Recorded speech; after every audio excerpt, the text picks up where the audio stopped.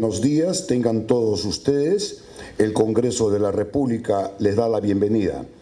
En esta oportunidad, para disfrutar y desarrollar el foro titulado Presentación de Sitio Arqueológico Las Cuevas de Lauricocha, Huánuco.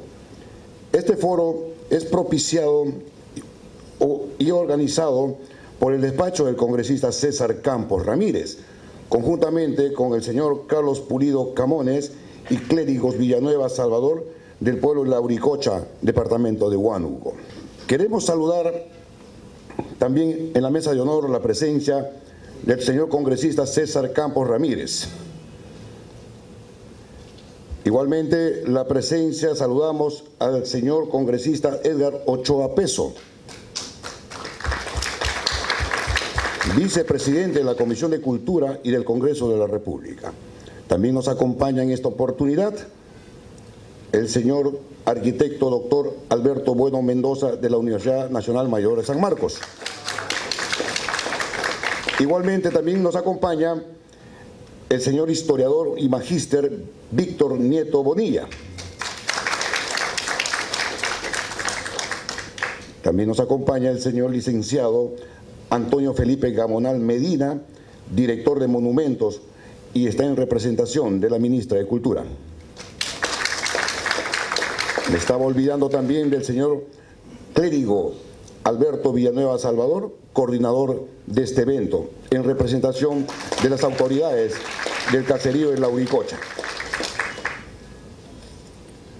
Dicho esto, dada la importancia del tema, el presente fórum da a conocer la trascendencia del hombre de Lauricocha, que tiene una antigüedad de 10.000 años antes de Cristo, descubierto en el año 1958 por el ingeniero agrónomo y arqueólogo Augusto Carlich. Estas cuevas son un abrigo natural que albergó a las personas humanas y que se encuentran en las cercanías de la laguna Lauricocha, en quechua quiere decir Laguna Azul, de la cuenca del Alto Marañón, jurisdicción del distrito de San Miguel de Cauri, provincia de Lauricocha. Dicho esto, tenemos las palabras de presentación e inauguración del fórum a cargo del congresista César Campos Ramírez, congresista de la República. Señor Edgar Ochoa, vicepresidente de la Comisión de Cultura. Señor arquitecto Alberto Bueno, representante de la Universidad Nacional Mayor de San Marcos. Magíster Víctor Nieto Bonilla, historiador. Señor director de Monumentos del Ministerio de Cultura, licenciado Antonio Felipe Gamonal. Señores presentes, alumnos, paisanos, amigos, tengan ustedes muy buenos días. Me alegra ver personas aquí, varios que son paisanos míos, de Huánuco, de Lauricocha, porque sabrán que también yo pertenezco a esa provincia, al distrito de Rondos. De ahí es mi familia. La presentación del sitio arqueológico Las Cuevas de Lauricocha se hace por dos motivos.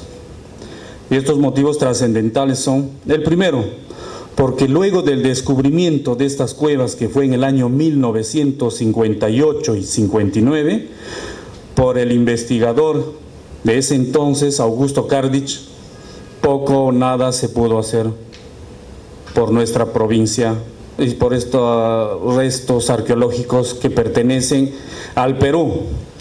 Desgraciadamente no pudimos continuar promocionando lo que le corresponde, lo que pertenece a nuestra región, sabiendo que es uno de los restos arqueológicos del hombre más antiguo del Perú, 10.000 años antes de Cristo. Y segundo, porque buscamos revalorizar las cuevas, mostrando su valor histórico a nuestros niños, a nuestros estudiantes, a los profesionales y personas de a pie, que pensamos que aún no se les otorga ni se les da el sitio que les corresponde, que nos corresponde a nosotros los huanuqueños. A esto hay que sumar el carácter turístico que encierra el lugar y su contorno, buscando promocionar también el sitio arqueológico pues le daríamos un valor agregado, incluso ayudando a crear indirectamente y hasta directamente trabajo o puestos de trabajo dentro del lugar, no solamente de la provincia, sino a las provincias aledañas, y también, obvio, que a nuestra región, y que de alguna forma, cuando una región crece, beneficia a la nación. En ese sentido, estamos trabajando en la consecución de una ley que declare de interés nacional la investigación, conservación, puesta en valor y promoción de los sitios arqueológicos de las cuevas de Lauricocha, así como del Corral León y Pueblo Viejo, del distrito de Cauri, de nuestra provincia de Lauricocha, de nuestra región Huánuco. Y que de esta forma yo sé que vamos a hacer conocer al Perú y al mundo que Huánuco es una de las regiones que tienen harta riqueza en cultura. Y por el bienestar de nuestros niños y nuestros jóvenes, pues tenemos que empezar a promocionarlos, a divulgarlos, que es lo que nos interesa a cada uno de nosotros. Muchas gracias. Que Dios les bendiga. A continuación, queremos invitar al señor Quérigos Alberto Villanueva Salvador, coordinador del evento, en representación de las autoridades del caserío de Lauricocha, distrito de San Miguel de Cauri, provincia de Lauricocha, departamento de Huánuco. Señoras y señores asistentes al foro, en representación de las autoridades del caserío de Lauricocha, distrito de San Miguel de Cauri, en mi condición de coordinador junto al señor Carlos Pulido Camones, tengo el honor de transmitirles un saludo cordial de los campesinos del Valle Milenario de Lauricocha, que se encuentra ubicado debajo de la cordillera de Raura. En este lugar la naturaleza nos ha dotado de una belleza incomparable, con su laguna azul cocha, que se llama Lauricocha, el cerro Yanarramán, dios de los yachas, el puente pre-inca de 24 canaletas, construido con piedras, y el farallón Guagaratacanán, con sus 14 ventanas, que hoy se llama Sitio Arqueológico Las Cuevas de Lauricocha, reconocido como Patrimonio Cultural de la Nación. Nuestro objetivo es dar a conocer a la ciudadanía entera del Perú y del mundo la importancia del sitio arqueológico Las Cuevas de Lauricocha y su entorno, para que sea un destino turístico, ecológico, vivencial y arqueológico más importante. De alguna manera soñamos llegar a la República de Francia para solicitar ser reconocidos como Patrimonio de la Humanidad, porque tenemos el valor cultural, histórico, por tanto merecemos protección y reconocimiento del programa UNESCO. Muchas gracias. A continuación, acto seguido, tenemos la inauguración del evento a cargo del señor Edgar Ochoa Peso, vicepresidente de la Comisión de Cultura y Patrimonio del Congreso de la República.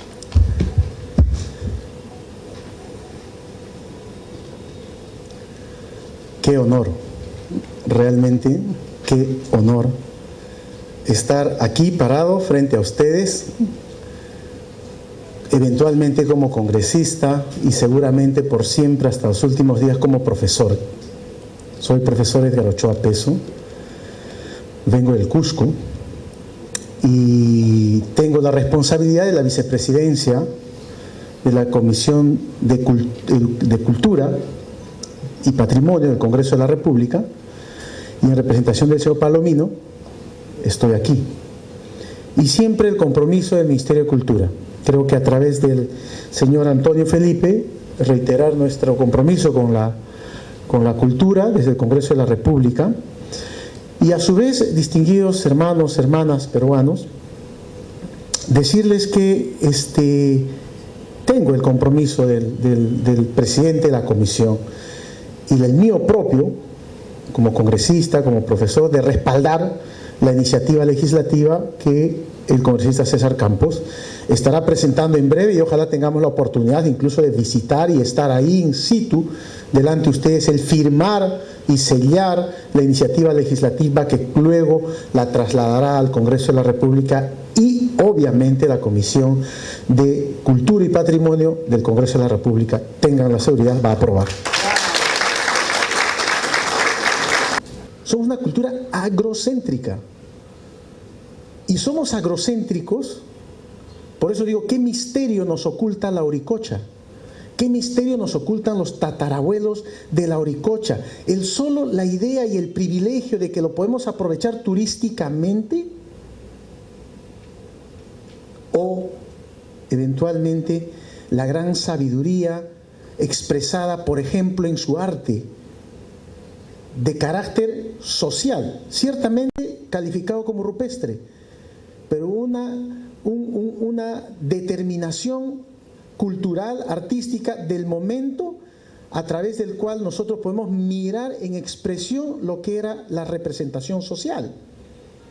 ¿Quién sabe si estos fueron los principios de los famosos mapaparlantes que usamos los promotores sociales? No solo pintura rupestre. ¿Qué misterio nos oculta la tecnología y la innovación de la Auricocha en esas puntiagudas líticas que pueden ser piedritas con puntitas para cazar? No, tecnología, innovación para sobrevivir, para vivir y para entender la sobrevivencia. ¿Y cómo esto puede ser aprovechado en Huánuco, en Cusco, en todas las partes del país y del mundo para reconocer nosotros desde el principio fuimos innovadores y innovadores en tecnología? Un estudio de una universidad peruana señala que en el Perú efectivamente hay genes, ¿no es cierto?, incaicos. Y me preguntaba yo hoy en la mañana, ¿cuáles son los aportes de la Auricocha, de nuestro tatarabuelo, en la consolidación de la cultura peruana? Que nadie los dice. A veces dicen, no, los incas, claro, los incas son lo máximo. No, los incas son el producto de, y probablemente empezaron allá. Y yo lo digo como cusqueño, no es que aparecieron por un lado, obra y magia y salieron, no, es la consolidación de nosotros los peruanos, que lamentablemente se interrumpió por los españoles. No sé si alguien haya hecho prospección de qué hubiera sido de nosotros si no hubiéramos sido interrumpidos. Entonces, cuando está diciendo la Auricocha, probablemente está imaginando y soñando como en el cielo, o explanada como el cielo, como el infinito, que tiene hijos que son los riachuelos, como el Huiracocha, como la Mamacocha, como la Mamacoca. Y entonces el Cocha y la Auricocha no es un tema de traducción literal, no es literal. Y entonces ustedes tienen una gran responsabilidad. Por eso escribía, qué difícil responsabilidad, escribía ahora escuchándolo al señor clérigo, qué gran labor le toca ahora a los hermanos del Cariceireo de la Auricocha, del distrito de San Miguel, de la provincia de la Auricocha, de la región Huánuco, del país denominado Perú. Qué gran responsabilidad tiene a partir de hoy y entender de mejor forma que sin ellos probablemente este país no hubiera existido. ¿Y por qué se asentaron en esas zonas y dominaron esas zonas para vivir en esa zona, por encima de los 3.500 metros de altura? No es gratuito. Y decía, quiero terminar esta participación, ¿qué rol tuvieron los Auricocha, por ejemplo, para que nosotros seamos una cultura fundamentalmente agrocéntrica? ¿Ustedes se han preguntado por qué somos agrocéntricos? Porque nuestros abuelos y tatarabuelos tenían un solo objetivo fundamental, o un objetivo principal, que hoy todos hemos perdido de vista: cero hambre. Cero hambre.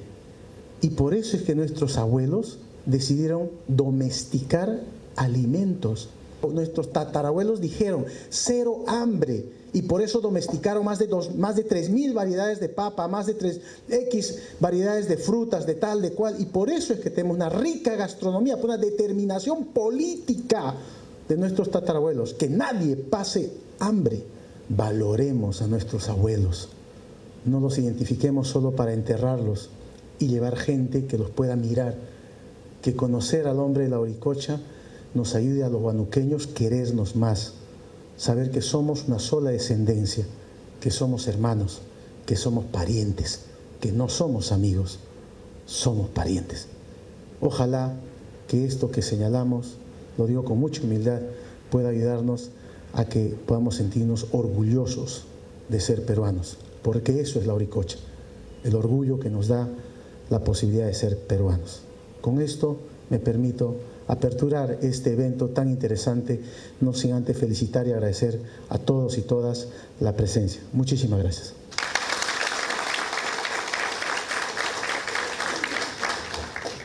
A continuación tenemos la primera exposición.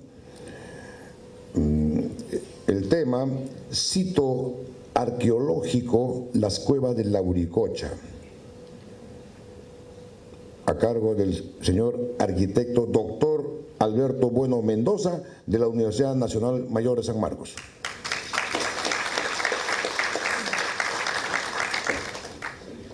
Nos encontramos frente a uno de los numerosos sitios que extraordinariamente y menos mal posee nuestro país, donde no solamente se ha estudiado uno de los varios orígenes que hemos tenido en los Andes centrales, donde está nuestro país, sino también que su estudio por un hijo de esa tierra, el ingeniero Augusto Cárdiz Loarte, en un tiempo en que no existían datos sobre esa problemática, sobre nuestros orígenes. Sí se sabía sobre todas las otras culturas ya para 1958, 59, 60. Bien, presentamos en este mapa sitios tempranos en el Perú. Después de Augusto Cárdiz y el conocimiento de los primeros artículos, el primer artículo de Augusto Cárdiz fue sobre el Alto Marañón, así se titulaba su primer artículo, el año 1958. Aquí para ubicar, la laguna de la Auricocha se encuentra en el distrito de San Miguel de Cauri, provincia de la Auricocha, y es el resultado, la laguna de la Auricocha, de la extraordinaria cordillera Raura y sus deshielos, los cuales interiormente forman diversas divergencias de cursos de agua, que luego, a manera de vasos captadores, se convierten poco a poco en las lagunas que encontramos, tanto por ejemplo a partir de la cordillera Raura, que vierte aguas subterráneas para formar lagunas. Casualmente el río Marañón, su nacimiento originario es la laguna de la Auricocha, que veremos más adelante. Aquí todo lo que está en azul es la cordillera de Waiwash. Aquí la laguna de la Auricocha, de 7 kilómetros de largo por 3 kilómetros 500 de ancho. La laguna de la Auricocha tiene como fondo a uno de los grandes glaciares de la cordillera de Waiwash y hacia el suroeste de la cordillera Raura. Pase. Otra vista de la laguna de la Auricocha, aquí desde el noreste, y acá está la carretera que se va a San Miguel de Cauri. El color azul refleja el azul del cielo y también producto de la mineralización de los diversos minerales que acarrean los flujos de aguas subterráneos y que llenan como colector común a la laguna.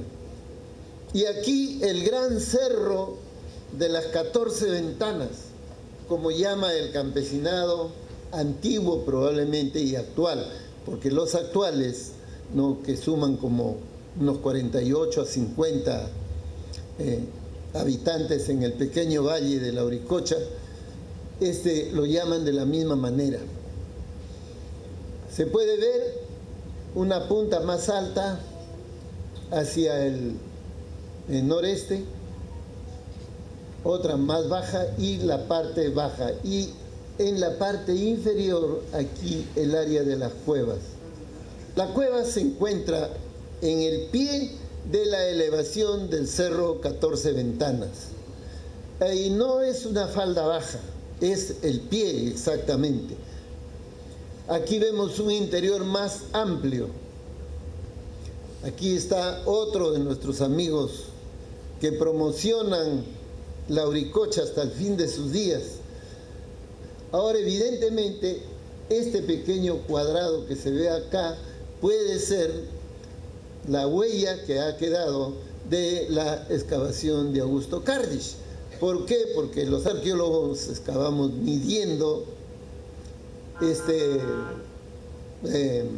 reticulando el territorio para poder tener el control al bajar de arriba hacia abajo, hacia el interior, el control para el registro de los datos.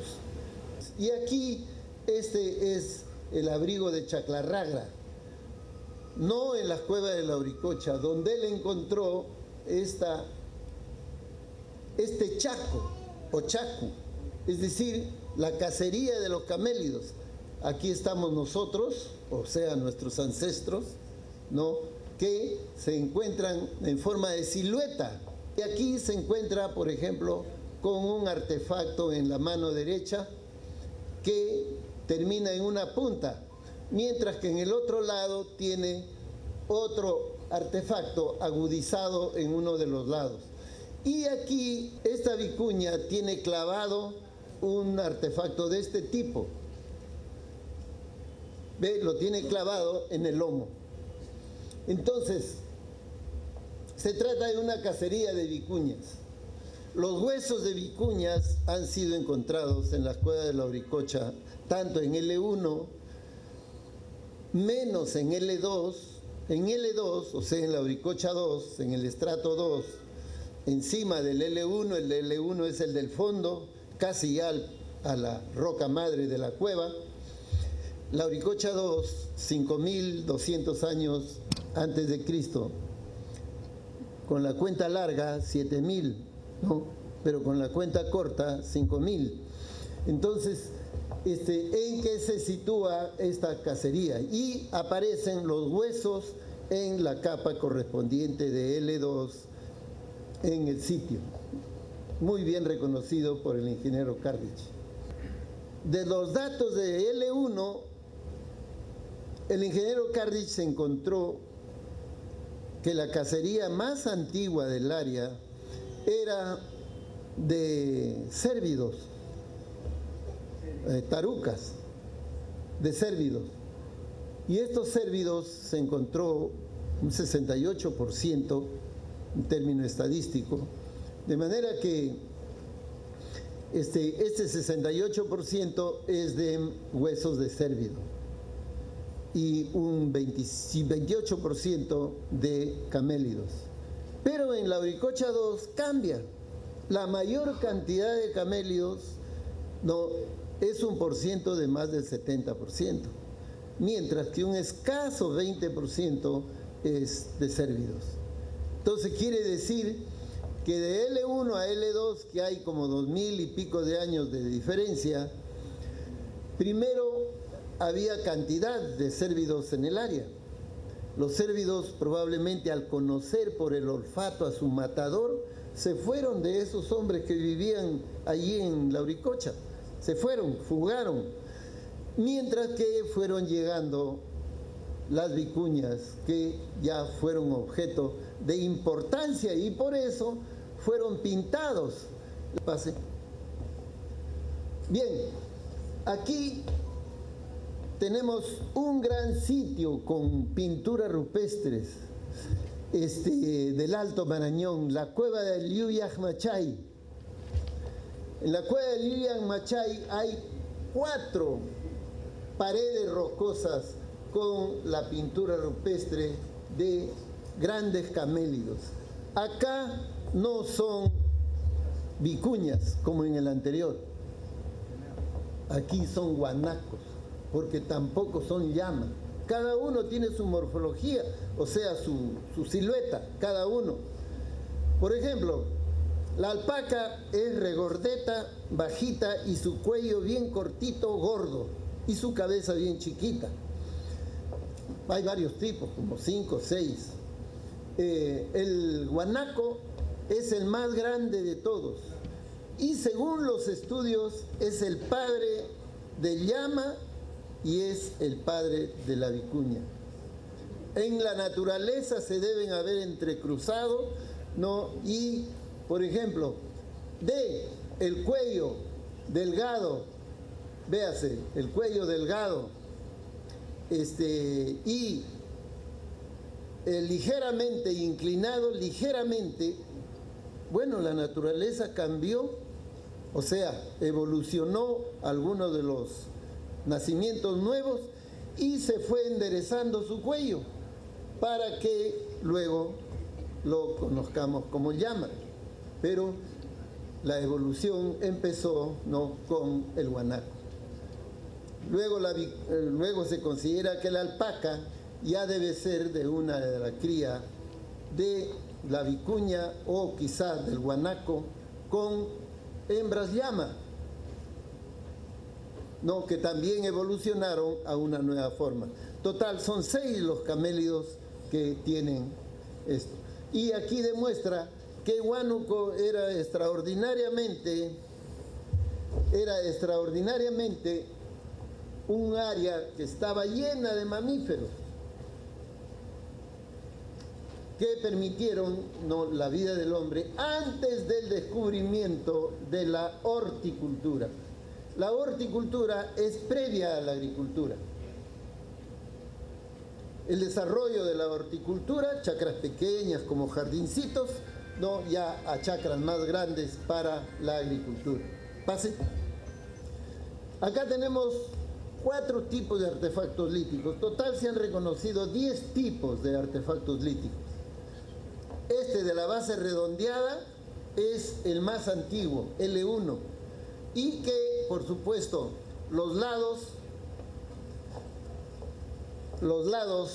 tienen las huellas del trabajo humano, que permite que lo podamos distinguir de las rocas naturales. Esto se llama concoideo. ¿Ve? El concoideo es sistemático, porque significa cada golpe en el extremo que permite portillos que luego quedan como huellas de esta manera. Entonces tenemos aquí L1, que son 2 tipos. Uno, acá ya se empieza a insinuar un hombro. Luego aquí ya está perfectamente el hombro en L2, ¿no? Y L2 casi triangular, todavía redondeado, pero más chico la base, véase, ¿no? Y los hombros que permiten que se pueda en el palo sujetar la punta, si es que consideramos que era punta de lanza con las cuales se iba a la cacería. Hoy día se ha hecho mucha problemática porque como son pequeños, caramba, casi todo el limbo del artefacto, había que meterse en el palo y entonces casi no quedaba como arma en la punta. De manera que hoy día encontrar artefactos y decir de frente cazadores y recolectores no es recomendable para nadie. El problema es mucho más complejo. Pasen. Bien, y aquí las llamas cargadoras actuales que están, por ejemplo, entre 8 de diciembre, Independencia, la laguna de la Auricocha está ahí cerca, etcétera, ¿no?, que siguen utilizándose. Estas llamas son grandes, llamas gigantes, cargadoras, llevan hasta 30 kilos de peso y muchas de ellas se cargan y se envían solas. Por ejemplo, de Guarautambo, que es Pasco, a 8 de diciembre, o a Independencia, que es Huánuco. cerca a la laguna de la Uricocha.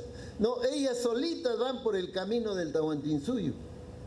Ahí está el camino del Tahuantinsuyo, que pasa a 4 kilómetros de la laguna de la Uricocha hacia el noreste. Pase. Muy bien, muchas gracias por la atención prestada.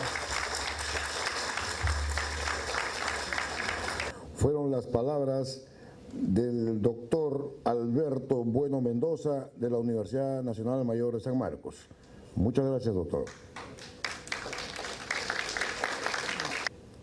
Continuamos con la segunda exposición. Las culturas tempranas en el departamento de Huánuco, el hombre de la Uricocha. Le corresponde la exposición al señor arquitecto César Sara Repeto, director descentralizado de Cultura del departamento de Huánuco. Nosotros, como parte de la dirección desconcentrada del Ministerio de Cultura, de la dirección de Huánuco, queremos darles nuestro agradecimiento por la invitación y queríamos desarrollar un tema en torno a las cuevas de la Uricocha, pero también en referencia a otro tipo de evidencias tempranas en el departamento de Huánuco. Bueno, esta imagen ya la utilizó el doctor Bueno, es un arte rupestre, ¿no?, de la zona de San Miguel de Cauri. Siguiente. Bueno, básicamente, para contextualizar, ¿no?, un poco he puesto con signos de interrogación la primera evidencia más temprana de la actividad humana en la actual región de Huánuco. Bueno, de los trabajos del Augusto Cardich en 1958. Justo se cumplen 60 años de los trabajos de Augusto Cardich y es un contexto especial porque en esa época también se realizaban otro tipo de trabajos, ¿no?, en otros sitios arqueológicos. En el año 58 y 59 también había la exploración de la misión japonesa en la zona de Huánuco, en la ciudad, y bueno, que se prolongó por 3 temporadas, ¿no?, en los años 60, 63 y 66, como lo voy a mencionar más adelante. ¿Por qué pongo evidencia más temprana entre signos de interrogación? Lo que sucede es que, bueno, las excavaciones arqueológicas siempre nos producen más información que a veces cuestiona o contrasta los anteriores resultados o también los confirma, ¿no? Bueno, como lo voy a mencionar más adelante, los trabajos que realizó la misión japonesa en el departamento de Huánuco en los años 60 han sufrido algunos nuevos aportes a raíz de los trabajos que se han realizado en el 2016, luego de más de 50 años. Hacia el lado izquierdo podemos observar bueno, cómo sería el tema de la oleada migratoria propuesta por el doctor Salcedo, y hacia el lado derecho podemos ver una imagen, la ubicación de la cueva, la laguna de la Uricocha con la ciudad de Huánuco. Siguiente. Bueno, esta imagen es tomada del Sistema de Información Geográfica de Arqueología del Ministerio de Cultura. Entonces aquí podemos ver la ubicación de la laguna de la Uricocha. Hacia esta zona corresponde la ciudad de Huánuco. Y lo que quería que tomen en cuenta es la cantidad de sitios arqueológicos que tenemos en Huánuco. Hay de diferentes periodos, ¿no es cierto? Sobre todo en esta zona hay mucha influencia también de época inca. Siguiente. Esta es una ampliación. Pero de todas maneras demuestra la riqueza, ¿no?, de la evidencia cultural que tenemos de los diferentes asentamientos de las diferentes etapas en el departamento de Huánuco. Siguiente. Bueno, ¿qué tipo de contexto se genera para interpretar esta oleada migratoria que nos lleva a la descripción del complejo de la Uricocha? Bueno, alrededor del año 11.600 a 11.000 a.C., se da una alteración climática con incidencia en la flora y fauna, lo que también genera un impacto en las poblaciones humanas, que llegan a realizar migraciones tanto en el viejo mundo hacia el nuevo mundo. Bueno, el doctor Salcedo, esto es tomado del doctor Salcedo, menciona una segunda oleada migratoria y una ruta insular y pericostera desde la costa de Canadá y Estados Unidos hacia Perú y Chile, alrededor del 10.000 a.C., 10.500 a 9.900. Siguiente. Bueno, se menciona una tradición de puntas foliáceas, ¿no? De 18 complejos o culturas, agrupados en 4 subtradiciones, una de las cuales es la lauricochense, con complejo de San José en Ecuador, Moncosillo, Lauricocha y la Esmeralda en Perú. Son este tipo de puntas, ¿no? Son puntas de proyectil de morfología foliácea. Entonces, los fechados más antiguos para esta tradición son los del complejo de Lauricocha en los Andes centrales, con 10.500 a.C. ¿Qué tipo de actividades se realizaban en esta época? Bueno, sobre la subsistencia se plantea que va de cazadores-recolectores de una caza generalizada a caza selectiva y luego la producción de alimentos, ¿no? Animales y vegetales. Siguiente. Sobre el complejo de Lauricocha, algunas características. Son asentamientos en cuevas y sitios al aire libre, con la cercanía a los recursos alimenticios y canteras. Los patrones estacionales de asentamientos definidos varían de acuerdo a la región ecológica. La industria lítica o complejo de Lauricocha se caracteriza por utilizar unifaciales y bifaciales. Los unifaciales son con una cara trabajada, como por ejemplo raspadores, raederas, cuchillos, entre otros. Y útiles bifaciales son las puntas foliáceas simples, foliáceas con alerones y geométricas. Entre los materiales o la materia prima que utilizaron varían entre basalto, andesita, jaspe, cuarzo cristalino y calcedonia. Siguiente. Otra de las evidencias, y que también ha sido mencionada por el doctor Bueno anteriormente, es el tema del arte rupestre. Algo también que les había mencionado es lo de la secuencia completa, que es algo que tenemos que tomar en cuenta otra vez en las cuevas de Lauricocha. Sería genial que se puedan realizar nuevas investigaciones, ya que también en las cuevas de Lauricocha se ha encontrado gran evidencia de estratos, ¿no? Entonces nos pueden conducir a tener secuencias más finas en la arqueología. Y es también parte de nosotros como ciudadanos el entender de que los sitios arqueológicos también son parte de nuestra cultura, de nuestra identidad, y tenemos que protegerlos y ver las maneras de poder asegurar todavía su permanencia entre nosotros. Creo que ese es un reto entre nosotros, no solamente en el ámbito urbano, sino en el ámbito rural, y dependerá de nosotros las estrategias que conlleven a que podamos poner en valor estos sitios. Muchísimas gracias. Continuamos con la segunda o tercera exposición, titulado La importancia de las cuevas de Lauricocha en la cuenca del Alto Marañón, a cargo del señor magíster e historiador Víctor Nieto Bonilla. Huánuco es un escenario muy milenario, es un escenario con vasta tradición cultural que se remonta de miles de años, y se vive una semana muy importante para Huánuco porque es una semana del fallecimiento de uno de los intelectuales que ha contribuido con la cultura peruana, Augusto Carlich Luarte, padre de la prehistoria. Estuvo en ese trabajo muy vigoroso que fue sustentado por Alberto Bueno Mendoza en la ponencia previa. Por consiguiente, obviar como huanuqueño, obviar como ex autoridad a la figura epónima de este ilustre intelectual no tiene razón de tomar las palabras.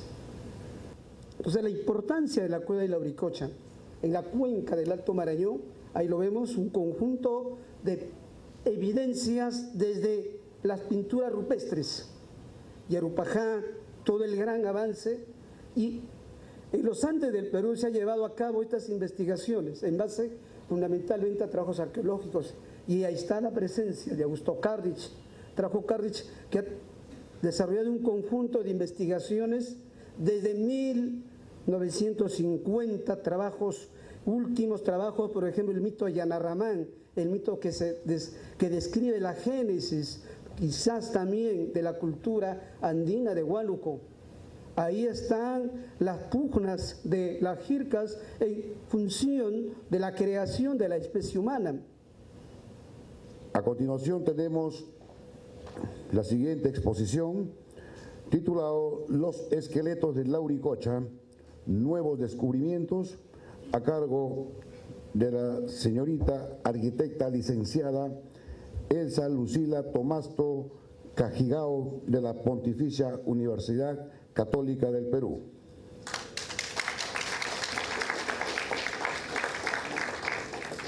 El descubrimiento lo hizo Augusto Carrich y lo que sigue, que les voy a explicar, está basado en su publicación de 1964. Los hallazgos de los esqueletos se iniciaron en septiembre de 1959. En ese año, el esqueleto 1, este de aquí, que según describe Carrich fue encontrado en la capa glasifluvial. Y luego siguieron excavando y más adelante encontraron todos estos esqueletos, el 2, el 3, el 4, hasta el 5, y ahí decidieron detener la excavación para llamar a especialistas de esa época porque se dieron cuenta que era un hallazgo súper importante y vinieron el doctor Jorge Muelle, el doctor Ducho Bonavía y el doctor Ramiro Matos a efectivamente corroborar lo que estaba siendo encontrado y a dar recomendaciones para una mejor excavación. Y luego continuaron con la excavación de los esqueletos 6, 7, esos dos, y ahí se detuvo la excavación del 59. Y luego en febrero del 62 se excavaron los otros 4 esqueletos, llegando al hallazgo de 9 esqueletos en esta cueva de la Uricocha. Para entender un poco la temporalidad de estos esqueletos hay que familiarizarnos con algo que los arqueólogos utilizamos mucho, que es, como el doctor Bueno explicaba, el tema de la estratigrafía. ¿Okay? Conforme vamos excavando hacia abajo nos vamos yendo más atrás en el tiempo, de tal manera que lo que está más arriba es cada vez más reciente, más cercano a nuestra época. En la estratigrafía de la cueva se encontraron básicamente 2 capas. La glasifluvial, de la cual les hablé hace un momento, que era la más profunda, por tanto la más antigua, y la capa cultural, que era bastante gruesa y que estaba encima de la glasifluvial, por tanto era la más reciente. Y este es un esquema de la profundidad de la cueva. O sea, este es el techo de la cueva, el suelo de la cueva y los circulitos que muestran las profundidades de cada uno de los entierros. Entonces, dentro de la capa glasifluvial se encontraron estos entierros, el 1, el 5, el 9, el 10 y el 11. En la capa glasifluvial los más profundos. Luego, entre esa capa y la cultural, el esqueleto número 8, y luego estos otros esqueletos ya en la capa cultural. Entonces ahí, digamos, de entrada parece que hubiera una diferencia de temporalidad entre los esqueletos, ¿no es cierto? Eso fue lo que publicó Carrich. Cuenta que, bueno, al final va describiendo uno por uno el hallazgo de los esqueletos y queda claro que estos, el 1, el 2, el 5, el 6 y el 9, sí pudieron ser recuperados completamente. Luego del esqueleto 10 solamente recuperaron algunos fragmentos, no lo recuperaron todo. Del esqueleto 8 dicen algunos huesos quedaron in situ. En otras palabras, al parecer recuperaron la mayoría, pero hubo partes que no se pudieron recoger. El 3, el 4 y el 7 no se pudieron levantar. Cuando los estaban excavando hubo un derrumbe y tuvieron que detener la excavación. Esos ya no se pudieron recuperar. Y en el caso del 11 no queda muy claro porque dicen estaba muy fragmentario, pero en ninguna parte dicen lo recuperamos o no lo recuperamos. Entonces queda como medio en la duda. Y lo siguiente que ocurrió fue que los restos recuperados se enviaron a la Argentina a un antropólogo que se llamaba Marcelo Bórmida, que en 1964 hizo el análisis de estos esqueletos. Entonces esto sería, digamos, lo que debería de haber recibido Bórmida, pero él dice que recibió 4 esqueletos más un conglomerado de huesos que él supone que serían de los esqueletos 1 al 5. Lo que sí hizo Bórmida fue hacer un trabajo muy cuidadoso de reconstrucción de, sobre todo, los cráneos, porque en esa época lo que se analizaba principalmente eran los cráneos. Al resto del esqueleto no se le daba mucha importancia, no se conocía mucho de qué tipo de información se podía sacar, entonces básicamente se concentró en los cráneos, hizo un buen trabajo de restauración, hasta ahora están pegados igualitos como él los dejó, falta limpiarlos un poquito nomás porque los pegó con tierrita y todo, pero están bien. Y luego tomó una serie de medidas de los cráneos, tomó mucho tiempo en hacer medidas, la anchura máxima de tal parte a tal parte, diámetros, alturas, etcétera. Y luego hizo cálculos matemáticos con esas medidas y esos cálculos resultan en números que permiten comparar la morfología de los cráneos y decir si se parecen o no se parecen, es una cuestión comparativa. Otra cosa que hizo Bórmida fue estos inventarios muy detallados como el que les mostré anteriormente, En los casos en que había huesos largos, sí tomó las medidas máximas de los huesos largos y calculó algunas estaturas. Por ejemplo, para este esqueleto 1 calculó una estatura de 1,65 m, que en comparación con poblaciones posteriores prehispánicas era relativamente alto. El promedio de poblaciones posteriores, los Nazca, los Moche, los Lima, es más o menos 1,60 m para los hombres. Estos estaban un poquito más altos. Y bueno, esto es un resumen de los principales resultados de Bórmida. Estableció sexo y edad de 3 esqueletos. Describió que todos los esqueletos tenían un fuerte desgaste dental, y vamos a ver que eso es importante para saber qué tipo de dieta consumían. Y dice que había afinidad racial entre los cráneos. Ahora el término raza es algo que ya no se emplea más en la ciencia, porque sabemos que fue una construcción ligada a una serie de temas que no vamos a hablar acá, pero no se habla más de raza. Pero lo que él quiso decir es que los cráneos eran morfológicamente parecidos, todos eran muy parecidos entre sí. Finalmente, de sus hallazgos, estos hemos comprobado que estaban equivocados, los otros están bien. Y cuando vimos lo que contenía las cajas, nos dimos cuenta que, bueno, este es el cráneo que estaba en exhibición, pero dentro de la caja habían quedado algunos fragmentos de hueso. Entonces, comparando lo que encontrábamos en las cajas con los inventarios de Bórmida, empezamos a separar. Y lo primero que hicimos fue separar los huesos que estaban marcados como 2, retirar los huesos que tenían el número 2, y luego retirar todos los otros huesos que morfológicamente o por el grado de conservación se parecieran más al 2 que al 6. Entonces, al final, este sería el esqueleto número 6. Y cuando nos fuimos a ver la caja 2, pues esto fue lo que encontramos. Y al final se añadió lo que estaba en la caja 6, y este sería el esqueleto número 2. Y por cierto, esto de acá nos dice que este es el esqueleto que estuvo en exhibición. Pero después regresamos con todo el equipo, bueno, de genetistas, digamos, como les dije, ese fue un trabajo multidisciplinario para hacer un último análisis.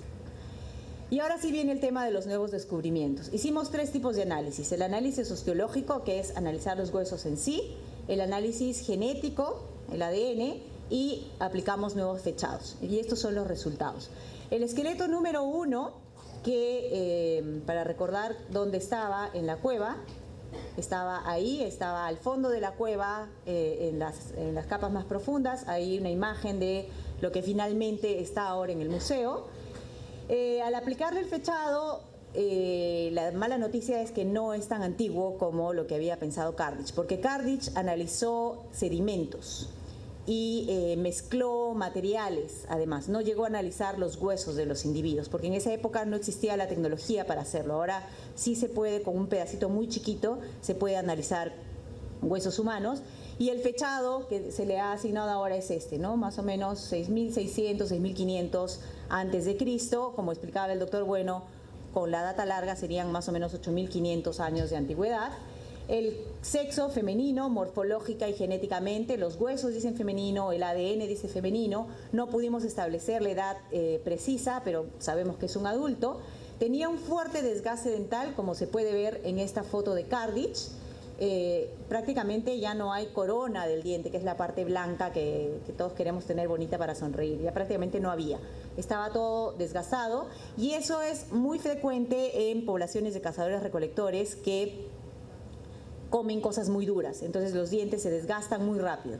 Esto es típico de poblaciones de cazadores-recolectores. Otra cosa que encontramos es osteoartritis avanzada en diferentes huesos. Por ejemplo, esto es el extremo del radio, es un huesito de que sacan el codo, y el hueso sano es como esto. Esto de acá es que el hueso se ha desgastado, se ha roto, y tiene que ver con procesos de artritis, mucho ejercicio. Puede tener que ver con la edad, o puede tener que ver también con mucho ejercicio, mucho movimiento. Entonces, este individuo tenía osteoartritis avanzada, además, en la columna, en el radio, en los dedos de los pies. El análisis genético dijo haplogrupo B. ¿Qué es eso? Nosotros tenemos 2 tipos de ADN. Tenemos el ADN nuclear, que es la recombinación del ADN de padre y madre, y tenemos otro tipo de ADN que se llama ADN mitocondrial, que solo se hereda de la mamá, por supuesto, de la mamá. O sea, las mujeres acá tenemos todo el poder, ya saben.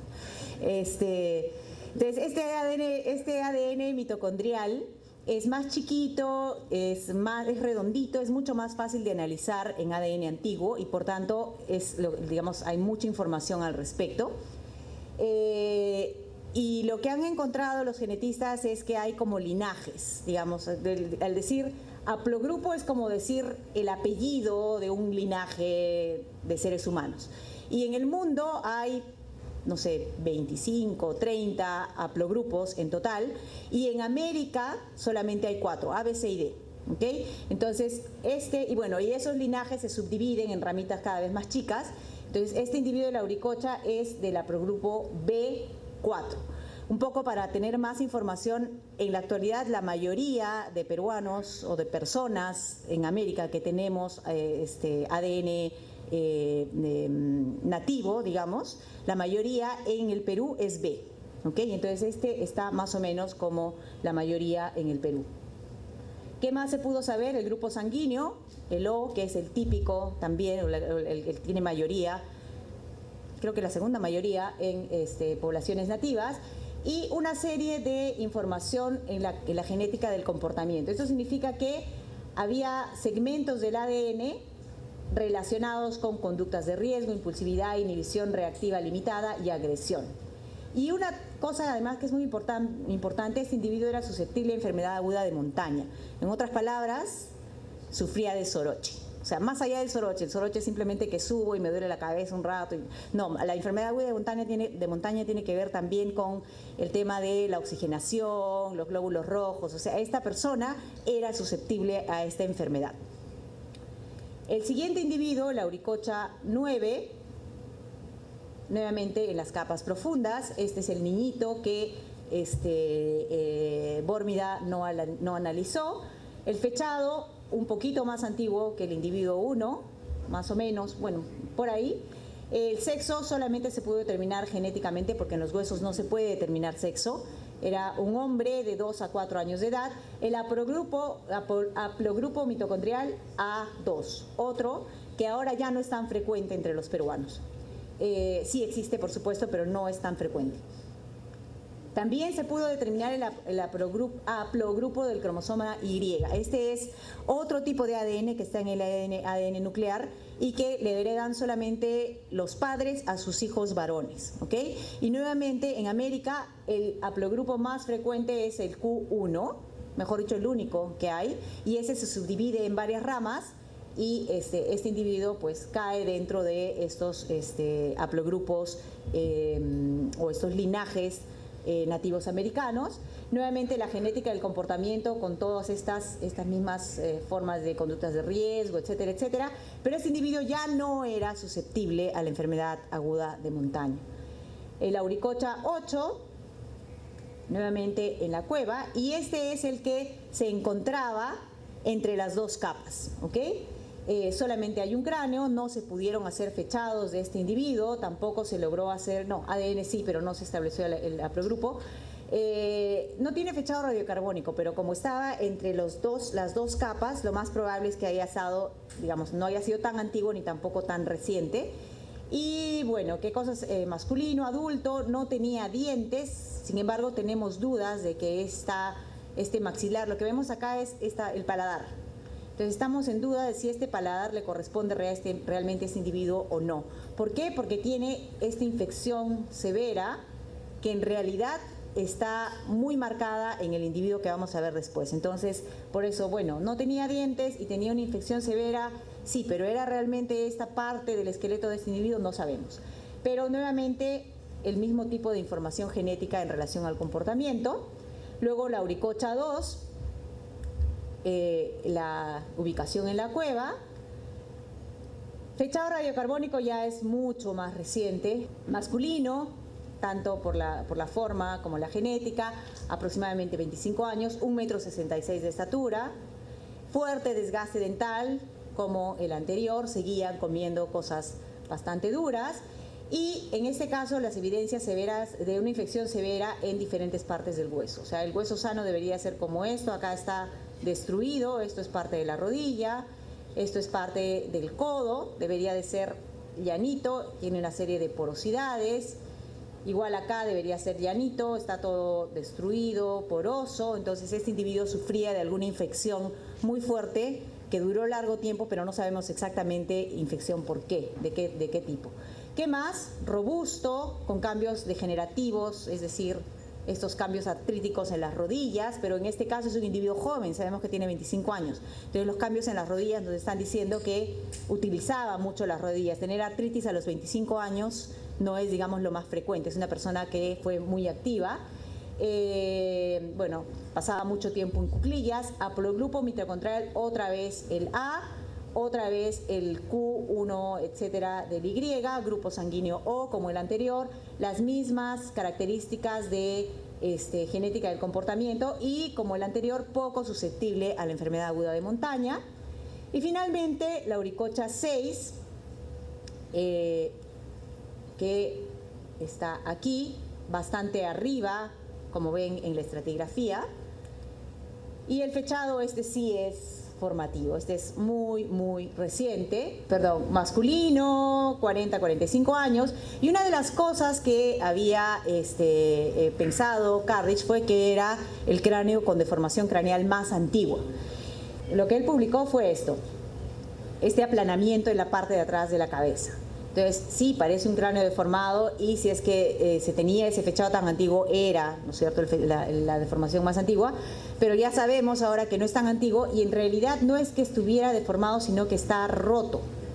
Entonces, al estar roto, hay un cambio de la dirección de los huesos de atrás y no parece tan una modificación craneal. Igual, fuerte desgaste dental, como pueden ver, pero en este caso ya aparecen caries. Y las caries son producidas por comer carbohidratos. Entonces eso nos está indicando que para esta fecha ya hay un cambio en la dieta. O sea, siguen comiendo cosas duras, pero ya están incluyendo carbohidratos en su dieta.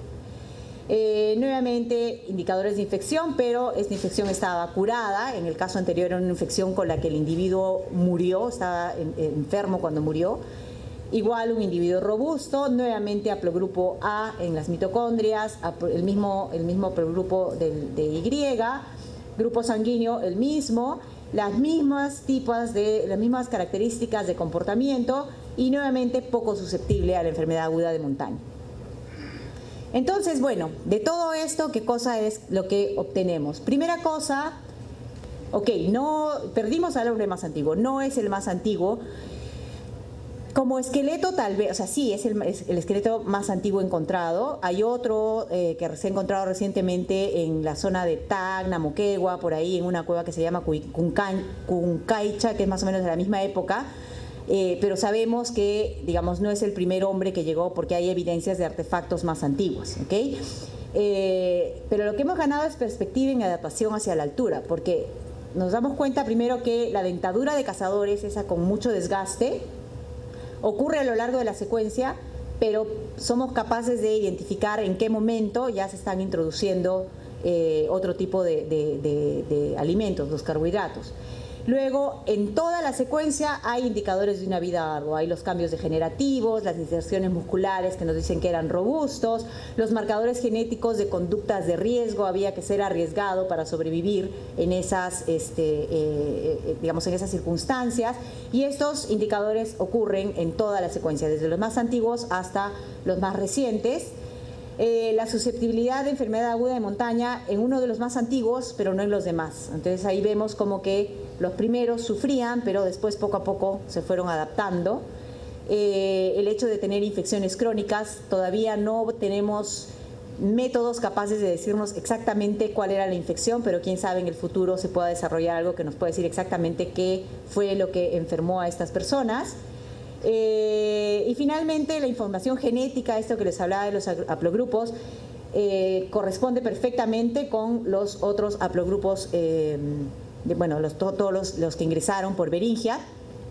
Pero además, una vez que se ha hecho el análisis y se tiene la información en una base de datos, todos los genetistas del mundo, porque los genetistas son muy abiertos de compartir su información, pueden tomar esos datos y compararla.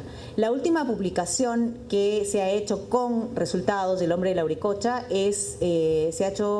ha salido la semana pasada en la revista Cell, ¿ok?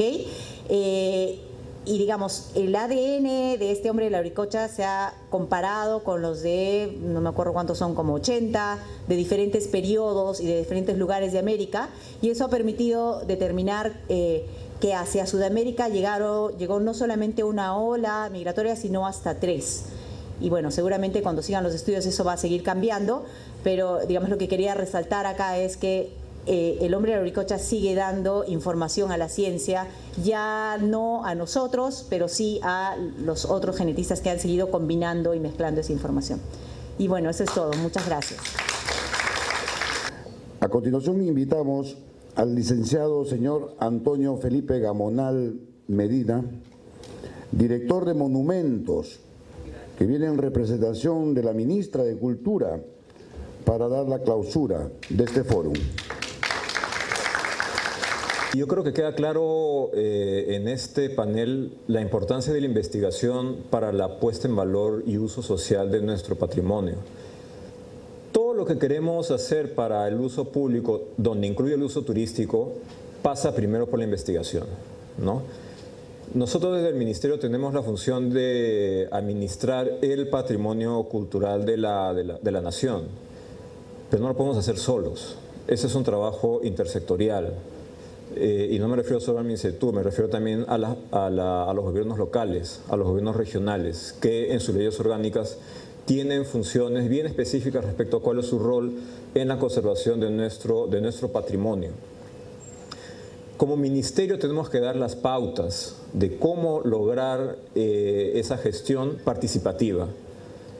Y en esto yo estoy simplemente tratando de verter cuál es la visión del Ministerio de Cultura hacia la gestión de nuestro patrimonio, al uso público que se le tiene que dar.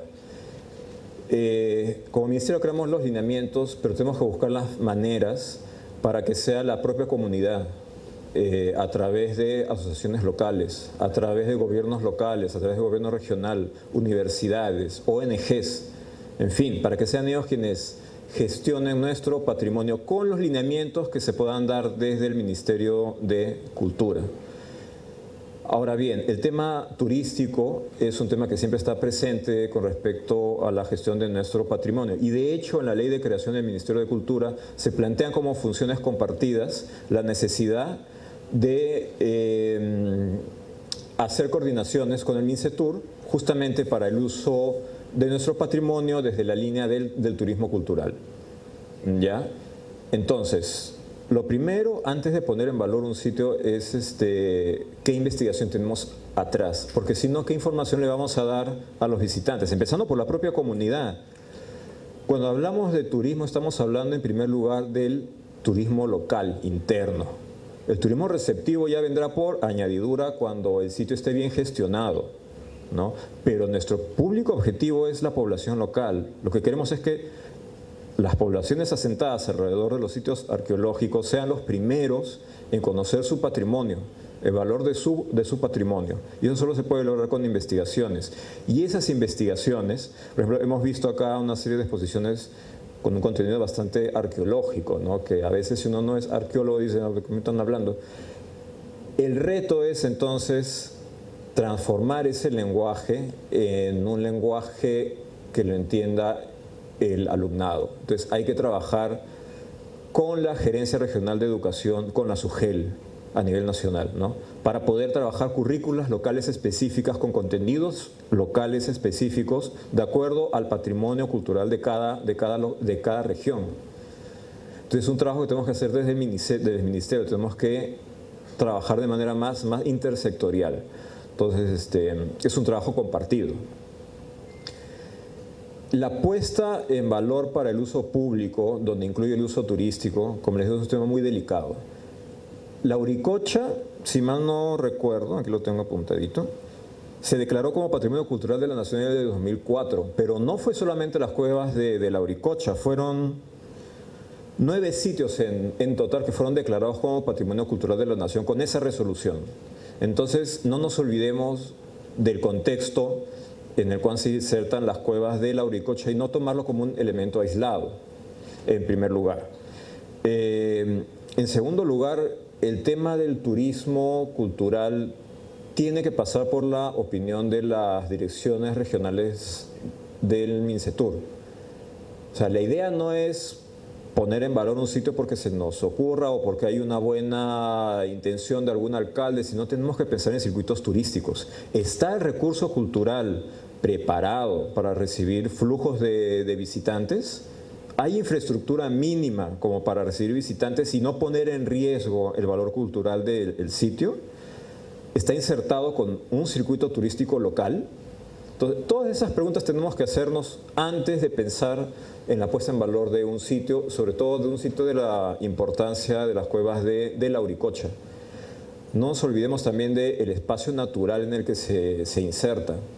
¿Hay alguna propuesta del Ministerio del Ambiente para declarar como área natural protegida el contexto en el cual están insertos las cuevas de Lauricocha y otras cuevas con ocupación temprana? Mencionando el señor Clérigos mencionó la propuesta de presentarlo a la UNESCO como patrimonio mundial. Si se presenta esa propuesta aislada, Lauricocha como patrimonio mundial, esa propuesta se va a caer, así de arranque les digo. Pero si lo juntamos con otros sitios tempranos de los Andes centrales y se presenta una propuesta seriada de patrimonio mundial, porque no tenemos en la lista de patrimonio mundial en el Perú una muestra representativa de sitios tempranos. ¿Ya? Tenemos, bueno, los sitios arqueológicos que todos conocemos, pero de periodos tempranos no hay. Sitios de pintura rupestre, sitios de ocupación temprana del arcaico, no hay.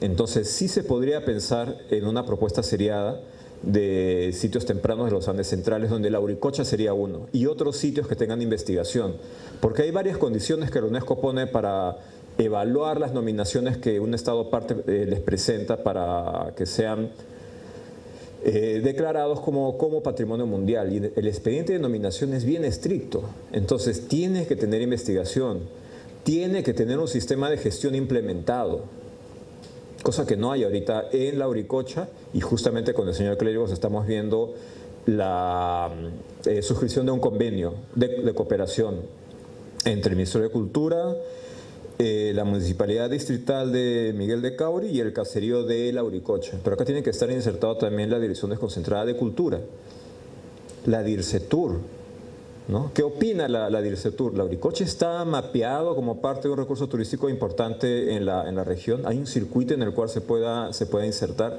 Esas cosas tenemos que tenerlas claras. Igual el convenio puede marchar sin ningún problema, porque el convenio es específico, ¿no? Básicamente es para coordinar acciones de investigación, mantenimiento y uso social del recurso cultural. Pero tenemos que tener en consideración todas estas interrogantes que les estoy planteando. Pensemos en productos turísticos y en circuitos turísticos, ¿ya? Y es una tarea que no la puede hacer el Ministerio de Cultura solo. En el Ministerio de Cultura no hay una unidad de turismo, que debería haber una unidad de turismo que coordine diversos temas con el MINCETUR, empezando por Plan Copesco, ¿no? Ese es un trabajo que se tendrá que hacer ya con esta nueva gestión. Pero en resumen, decirles que efectivamente desde el Ministerio de Cultura estamos pensando en que por ahí tiene que ir la lógica de la gestión del patrimonio arqueológico e histórico del país, de no verlo solamente desde el punto de vista de qué está haciendo el Ministerio de Cultura para la puesta en valor del sitio, sino qué trabajos intersectoriales se pueden realizar, cuáles son los lineamientos para permitir que el sector privado, y con sector privado no me estoy refiriendo a grandes empresas transnacionales, no, me estoy refiriendo a población local organizada, ONGs, universidades, que quieran intervenir en la gestión de un sitio arqueológico, pero que tenga las condiciones mínimas para la recepción de visitantes y de turista local, visitantes locales. Entonces, bueno, por mi parte, darles las gracias nuevamente por la invitación. Vamos a seguir coordinando con el señor Clérigos. De hecho, el día viernes tenemos una reunión de coordinación para la suscripción de un convenio de cooperación, pero decirles que para la gestión del